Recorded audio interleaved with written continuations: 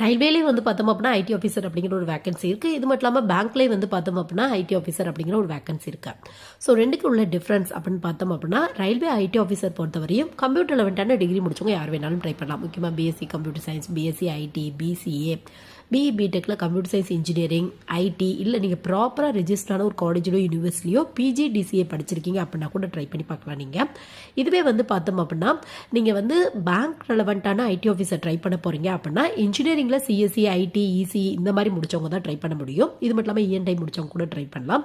அது மட்டும் இல்லாமல் பிஜி கம்ப்யூட்டர் ரெலவெண்ட்டாக முடிச்சவங்க MSc computer science, MSc IT, MCA இந்த மாதிரி முடிச்சவங்க வந்து ட்ரை பண்ணி பார்க்கலாம். ஸோ இதான் வந்து ரெண்டுக்குள்ள மெயினான டிஃபரன்ஸ் வந்து பார்த்தோம் அப்படின்னா உங்களுக்கு பேங்க்ல வர ஐடி ஆஃபீஸருக்கான வேகன்சி கண்டிப்பாக ஒவ்வொரு வருஷமே வேகன்சி வந்து அனௌன்ஸ் பண்ணிடுவாங்க. பட் ரயில்வே பொறுத்தவரை 3 வருஷம் கூடவா 4 வருஷம் கூடவா அந்த மாதிரி தான் வேகன்சி வந்து அனௌன்ஸ் பண்ணுவாங்க.